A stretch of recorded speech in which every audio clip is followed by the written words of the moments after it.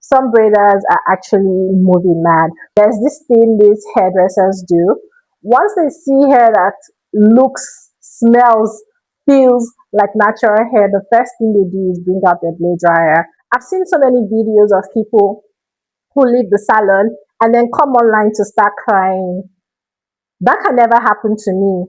I'm not gonna go home and start pouting and crying. Like, you need to learn to speak up for yourself, especially if you're an adult. Because when your hair is not properly detangled, the braider is going to do everything possible to get your hair to blend with that extension. They're not really that nice. They don't really care for your hair. So they're going to do things to your hair that you probably will not like. It's the braiding gel, the edge control, the mousse, the what's that thing called? The sheen, the oil sheen, and all these layers and layers and layers and layers of product on your hair. Even by day 3, your hair is already starting to itch. You're starting to look weird. The hairstyle is not even lasting. Trust me, these people do all of these things in the salon because they want to make videos.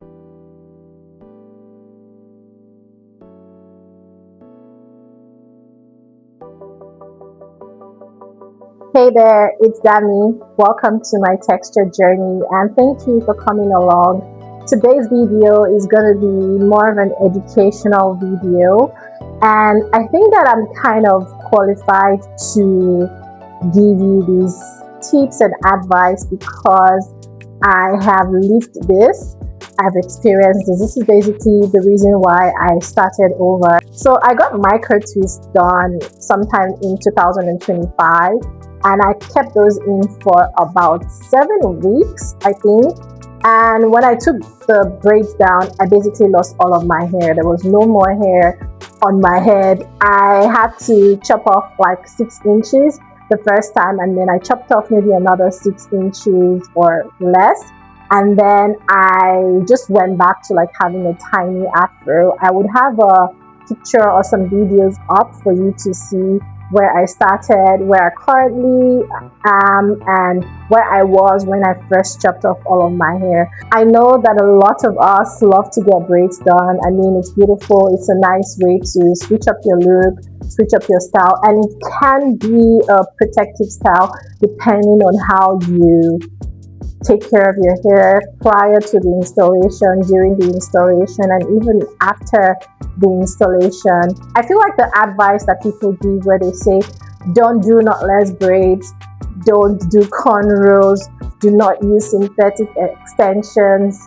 I feel like sometimes that can come off as disingenuous because you can't really tell people not to do something. I know that that might come from a good place, but sometimes it's just like maybe you're just talking from a place of privilege because you probably have longer hair, or maybe your lifestyle affords you the ability to constantly switch up your hairstyles.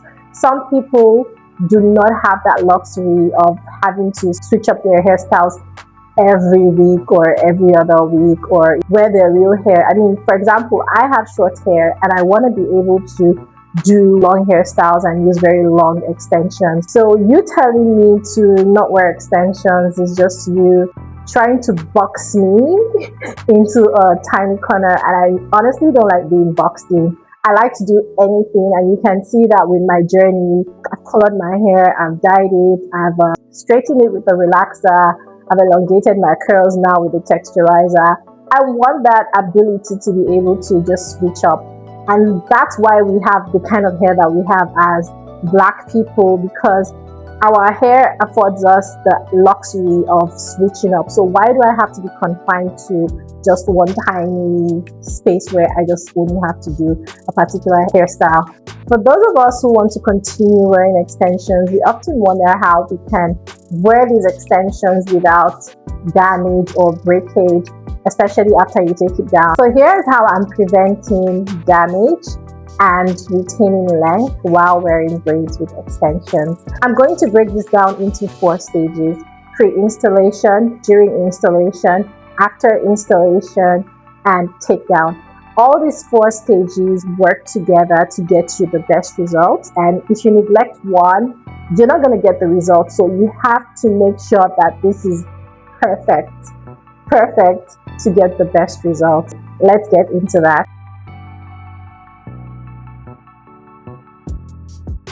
You want to pay attention to the health of your hair and basically how your hair is doing before you even install the braids. Some people already have split ends, some people already have very dry, extremely dry hair before they put their hair into braids. You want to make sure your hair is in the healthiest stage. So if your hair already has split ends and it's very dry, you want to make sure that you chop off those split ends. You want to make sure that you moisturize your hair properly before you get braids done. That's very important, because getting braids done when you already have damaged hair will further damage your hair. You're putting your hair in synthetic extensions that already have chemicals, and you want to make sure that your hair is in the best state. So it's just a recipe for disaster if you're putting dry hair in extensions.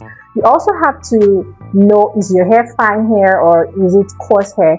I have coarse hair. My hair is also texturized. So I want to make sure that my hair is in the best state. As a texturized person, this also applies to someone who's relaxed or someone who has recently bleached their hair or color treated their hair. Your hair is not in the best state, at least in the first 4 weeks. So I personally would wait at least 4 weeks before I install braids with synthetic hair or any kind of extensions, really, especially if I'm not getting this done by myself. I don't think that you should be getting braids done right after your relaxer or your texturizer. A lot of people do this and end up with breakage, both on the lengths of the hair and even the roots, the edges, everywhere. Everything just disappears and you wonder why. The reason why is your hair has already been chemically treated. It's been processed with a chemical which already weakens the hair. So you're going on to further weaken the hair by adding extensions and causing so much tension on your scalp, and the hair itself is a recipe for disaster. So you should wait at least a month before you install braids. The average person grows at least half an inch every month, and that new growth is strong enough. Yes, natural hair is stronger than texturized, relaxed hair or any chemically processed. Your hair in its natural state is the best, is the perfect hair, right? So you want to make sure that you get at least half an inch or 1 inch of new growth that the extension is going to hold on to, both on the roots, right, and even around the length of the hair. Another important step is to make sure that your hair is properly cared for before installing, and I'm talking about the care that you give to your hair on the wash day before your braids are installed. So my wash day video has already gone live. I think it would have gone live by now. And what I do before I install my braids is I focus on moisture. Moisture. It's very important because your hair is going to be lacking that moisture once the braids get on your hair. So you want to make sure that you put some moisture in the hair before you even get the extensions on your hair. My routine is very simple. I make sure that I pre-poo with a conditioning pre-shampoo. I cannot recommend the African Pride pre-shampoo enough. It's a very good conditioning pre-shampoo. Because my hair is texturized, I go in with 2 pre-shampoos. The African Pride pre-shampoo, which is a conditioning pre-shampoo, and it's also very good for detangling. So if you have natural hair, it's perfect for your kind of hair. And then I go in with a bond repair pre-shampoo. The bond repair pre-shampoo is applied to my hair because I'm texturized and I always want to do a bond repair treatment every wash day. Then I go in with a clarifying shampoo. A clarifying shampoo is very important because it gets rid of any residue and buildup and makes it easy for the products that you want to apply to your hair to penetrate the hair after shampooing. After clarifying, I go in again with a moisturizing shampoo. So that's 2 shampoos, a clarifying shampoo and then a moisturizing shampoo. That moisturizing shampoo will put some moisture back into your hair. Some people skip that step. I don't skip it. Then I go in with a conditioner. Again, some people skip conditioner because they are going to go in with a deep conditioner. But I do a conditioner because that also helps me with detangling my hair. And it leaves my hair very soft, Then I go in with a deep conditioner. For my deep conditioning treatment, I always go in with a heat cap. That's what I do. It works for me. My hair loves it. So I go in with a heat cap and sit under the heat cap or sit with the heat cap for 30 minutes, sometimes 15 minutes. But my last wash day, I definitely did 30 minutes. And once I rinsed off the deep conditioner, I then went ahead and blow dried my hair. The only reason I blow dried my hair was because I wanted to stretch it. There's this thing these hairdressers do. Once they see hair that looks, smells, feels like natural hair, the first thing they do is bring out their blow dryer. I don't want anybody messing with my hair at the salon. I just want to go there and get that installed. So I blow dry my hair myself to stretch it. Some braiders are actually moving mad. If you live in Nigeria, you've probably experienced this. You go to the salon and the first thing that they're bringing out is a blow dryer. They don't want to even know if your hair is already blow dried. I actually took the time to blow dry my hair before going to the salon, but guess what? The first thing the hairdresser brought out was a blow dryer. And I told her, no, my hair is already blow dried. I used the smoothing treatment because I didn't want to go through this blow drying process. I know that there's that concern when it comes to using heat. If you have that concern, I sometimes do. If you have that concern, you should probably look for other ways to stretch your hair. I always stretch my hair on medium heat. So if that's something you want to consider, you should probably use medium heat, or you let your hair air dry to a good extent. You apply your heat protectant and you stretch your hair. When I stretch my hair with a blow dryer, I use very, very lightweight product. I use a moisturizing leave-in conditioner, which is basically water-based. Then I go in with a serum and heat protectant. This is the conditioner that I use. This is the leave-in conditioner that I use. It's very lightweight and I just spray it very lightly. I don't do too much with it because I'm not trying to weigh down the hair or make it mushy and messy. I also want the hair to be smooth enough for the braider to braid the hair, because when your hair is not properly detangled, the braider is going to do everything possible to get your hair to blend with that extension, and they're not really that nice. They don't really care for your hair, so they're going to do things to your hair that you probably will not like and that your hair will not like, which will end up leading to breakage.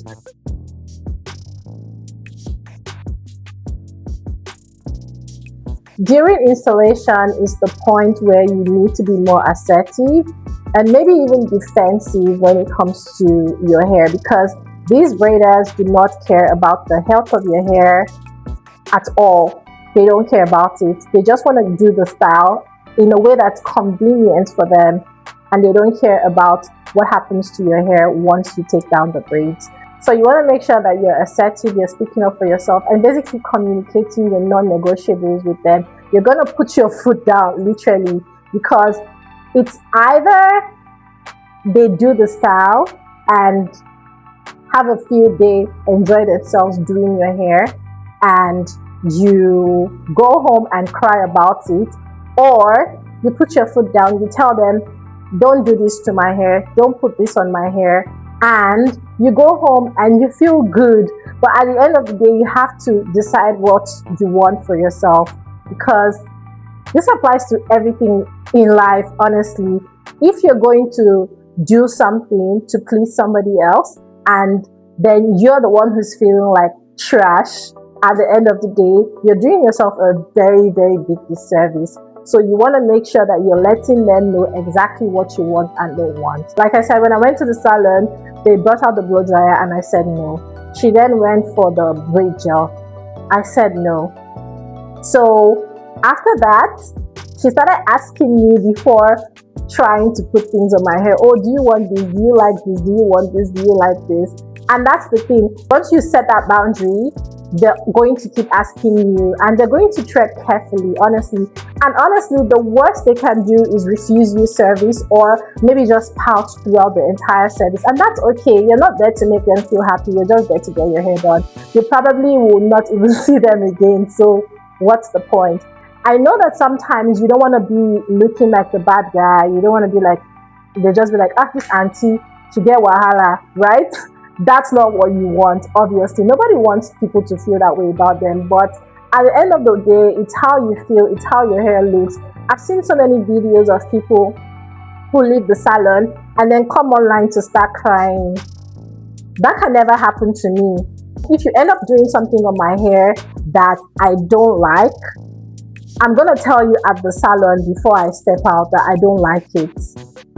I'm not gonna go home and start pouting and crying. Like, you need to learn to speak up for yourself, especially if you're an adult. I'm over 30. I'm not going to let someone play in my hair and then go home and start crying when I can tell them, especially because I'm paying you for that service. So why are you giving me a crappy service? It doesn't make any sense. It makes absolutely no sense. So always tell them, because it's all the products that are being applied to the hair that actually breaks the hair. It's the blow drying without heat protection, it's the braiding gel, the edge control, the mousse, the what's that thing called, the sheen, the oil sheen, and all these layers and layers and layers and layers of product on your hair. Even by day 3, your hair is already starting to itch, you're starting to look weird, the hairstyle is not even lasting. Trust me, these people do all of these things in the salon because they want to make videos. They want this to be aesthetically pleasing. They want that sheen and shine so that they can make their videos and post online. By the 3rd day, you're the one wearing the hair and you're the one who's going to feel all that junk on your hair. When I installed these braids, the only thing that was applied to my hair was what's this thing called? It's the virgin hair fertilizer and this TCB hair fertilizer. I think they're both called hair fertilizers, but it has like this minty feel, and I loved that. There was absolutely no braid gel involved here.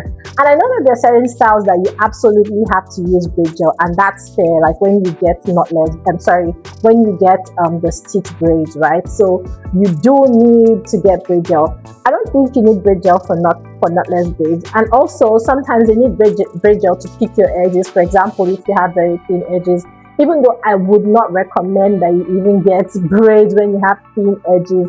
That brings us back to the first part of the video, right? You have to make sure that your hair is in a good state before you even install the braids. So if you have thin edges, you don't need knotless braids. Maybe you need some other kind of style. Make sure that you're telling them exactly what you don't want and exactly what you want. And trust me, they're going to keep asking you, oh, do you want this? Do you want that? Do you want this? Do you want that? Because now they know that, okay, this person is not the kind of person to be played with. If I tell you how I even wound up with this style, I'm not going to lie to you, as assertive as I claim to be, this is not even how I wanted my braids to look. I first of all wanted stitch braids, but they didn't know how to do the stitch braids, and I was okay with that. So I was like, sure, go ahead and just do the normal braids as long as you know how to do it. Then they were done. When they were done with the back, we got to the front, and she started to install very, very bulky braids on my hair, and she was like, oh, it's just like the picture. I was like, yeah, it's not just like the picture, because you did small braids at the back and now you want to do chunky cornrows in front. Like, that's not what I want. And then when they got to this point, this was a curve and then this was straight. These two, they're supposed to match straight. This was a curve and this was straight. If you notice, there's some extra hair here, so it was a curve. I had to tell them to take it down, so they had to take this down and then take this one down. And because of the excess hair, they'd already done like 3. I was trying not to be too evil because I wanted her to take everything down, because having to take this one down means you have to take this down and then you have to take this down and this down. So I was just like, okay, just take this and this down, find a way to just make it blend. So that's why this kind of still has like a line right here. So sometimes I know you don't want it to seem like you're just complaining and you're not appreciating their efforts. You don't want to look bad, but honestly, you have to put your foot down. Like, put your foot down. That's all I'm gonna say. Let me tell you what happens when you don't put your foot down. They play in your hair. You go back home to cry about it. When it's takedown time, you lose all of your hair. So there was really no win for you. The only person who's won is the braider, because now they finessed you, they played in your hair, They made money out of doing that. They didn't lose anything, but you lost. And I'd say apply this in your relationships, your friendships. If anybody or anything is making you feel uncomfortable and you don't talk about it, they're getting away with it, and you're the one who's going to feel bad about it. So always put yourself first. One final thing, which I think might be controversial, is the hot water thing. So personally, I do not, or I no longer let them dip my ends in hot water to the point where it reaches my real hair. Right now, my hair is very short and these braids are very long. I think that right now they might be able to get away with dipping the ends, right? Because my hair is very short, the braids very long. But over time, as my hair gets longer, I'm going to make sure that they're not putting my hair in hot water.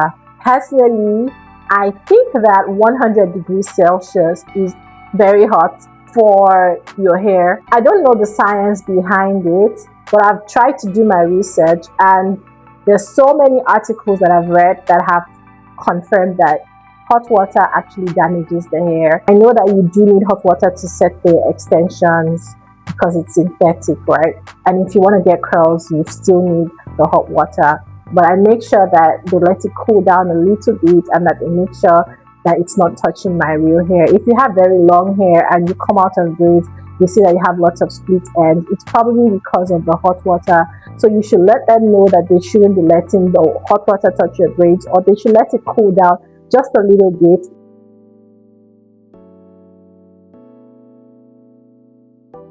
This is the period where you're actually wearing the braids, and this period is very important.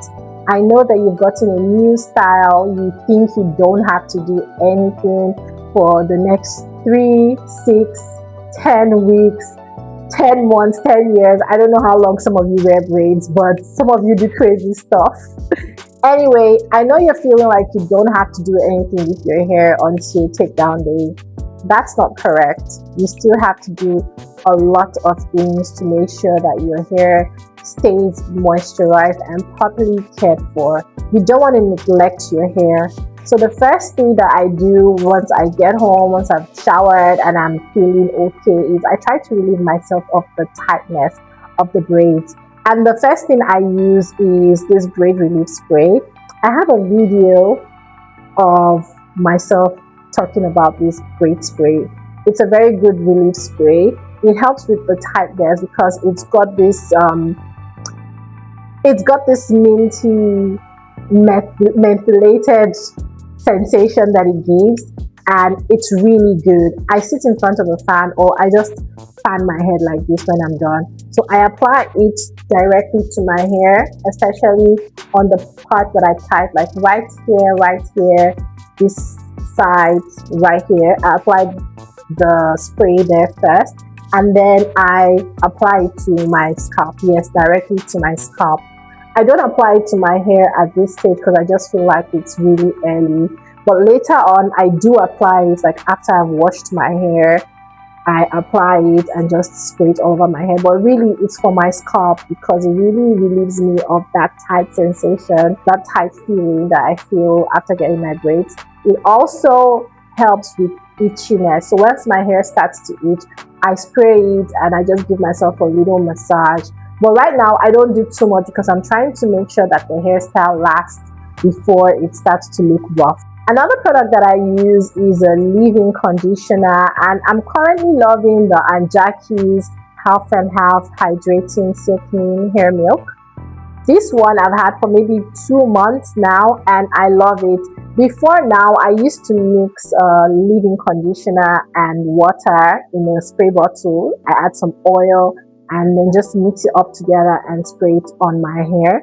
But now this works for me, so that's what I'm using. If you don't have something like this, like a liquid leave-in conditioner, I'd suggest that you mix a very lightweight treatment. This one is very lightweight. I think I'm almost running out, but I want to show you how lightweight it is. You can see it just really just drops. It's very lightweight. It's not a creamy texture. It's somewhere in between. What I do is I mix it up in a bottle, something like this, just because it's like a mist bottle. I mix it up with some oil and water and just spray it on my hair. On the first day after using this, I like to go in with a leave-in conditioner. I spray it directly onto my scalp. I'll have another video showing exactly how I do this, and I then go in with oil. So just these two, the leave-in conditioner and some oil, especially on the edges, same as this spray, to the parts that are very tight, because once they're tight like this, they then start to have like these pimple like bumps, and then they start to come out of your scalp with those white bulbs. And sometimes you would see some people's hair with like raised what's it called, it's just raised. I'll have a picture up so you guys can see exactly what I'm talking about. So that happens because the scalp is very dry, and sometimes some people apply oil to dry scalp. You shouldn't be applying oil to dry scalp. You should be applying it to moisturized scalp. I also wash my braids at least once while they're installed, and I always target the 3rd week. The reason why I target the 3rd week is by the 3rd week I already know that my braids would have had a lot of product buildup, and it's a really good time because by the 3rd week I've really enjoyed the hair, and I know that the moment I wash the braids, the hair is no longer new, especially because my hair is texturized and it will curl up and you start to see strands of hair coming out of the braids. So I always wait till the 3rd week so that I can really enjoy the hair and just really have fresh hair. And by the 3rd week, the buildup would prevent more product from thoroughly penetrating the hair. So I just feel like it's a good way to refresh. And I sometimes do a cold wash, sometimes I do a shampoo. I just pay attention to how dirty the scalp is, and then I do either a cold wash or a shampoo. I cold wash sometimes because with shampooing I have to then condition, deep condition and all of that. I don't have time to do that while I'm wearing braids, so I'd rather just cold wash. And the cold wash that I use is actually very cleansing, so I never have to worry about how clean my hair gets. And with the cold wash, it's just one product, and then I just go out of the shower and do my leave-in treatment. So it's really up to you what you want to do. I'll have a photo of the cold wash that I use. And by the way, none of this is sponsored. I don't know if that's obvious already. I mean, I don't even have the subscriber or follower count to be able to have sponsored products on my channel. So I just wanted to put that out there. Those are just the products that I use, but you can use any product that works for you. You know your hair, you know what works for you, so just do what works for you.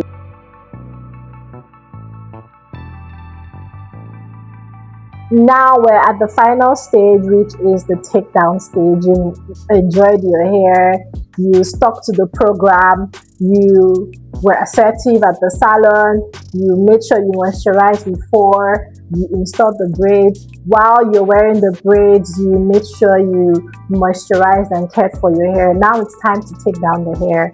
This can actually make or mar the final result, so you also have to stick with the program. I've seen a lot of people take down their hair dry, and I'm not judging you. Like right now I'm judging you because I know better, but I used to do this too, so I'm not judging you.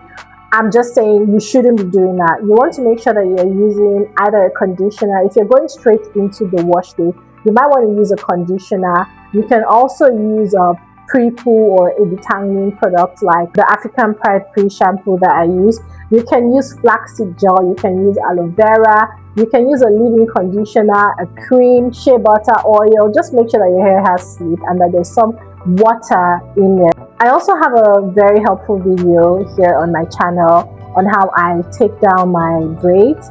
I have one also on how I take down my feather crochet. So you can either watch one of those two. They're very helpful resources on how to take down your braids. Make sure that your hair is properly moisturized as you take it down. Don't ever take down your braids dry. Make sure that you're using something, especially your edges, your nape. Make sure that those parts, you don't lose them. Never underestimate the importance of thoroughly detangling your hair before you shampoo. Yes, even after you've taken down the hair carefully, you've used the conditioner, the flaxseed gel, you've twisted it away, make sure that you go back and thoroughly detangle. Again, helpful products: black seed gel, aloe vera, the African Pride Free shampoo, anything that helps you detangle your hair properly. You see, because your hair has been in a protective style for a long period of time, whatever shed hair or whatever hair you shed during that period is going to remain on your head, right? So when you're brushing or combing it, it's still, most of it is still going to be there. So you want to make sure that you're properly getting rid of that, because if that shed hair stays on your head and you go in the shower to shampoo, it's just going to be a recipe for disaster. It's going to be a matted mess. You're going to have dreads basically. Your hair is going to dread up, and that just defeats the purpose. It's not a foolproof method. It doesn't mean that something cannot happen. Please don't quote me anywhere. But anyway, this is what I do. I honestly feel like this is going to really help you. You're most likely going to have to come back and thank me for giving you these tips. If you follow these steps, you're giving yourself the best possible chance of retaining length and avoiding damage. Will it guarantee zero breakage? No, it's not a guarantee, but you're giving yourself a better chance. In fact, you're more likely to get damaged if you don't follow these steps. So take that into consideration. I hope these tips were very useful and very important, and that you definitely take them into consideration the next time that you do your install. And if this was helpful, please like this video, subscribe, follow me on all socials. It's Dami's Texture Journey everywhere. I don't have Twitter, but I do have Facebook, Instagram, and TikTok. If you've got any questions, or if something didn't seem clear, go ahead and ask. I'm happy to answer all your questions. And I guess I'll see you on the next one. Bye.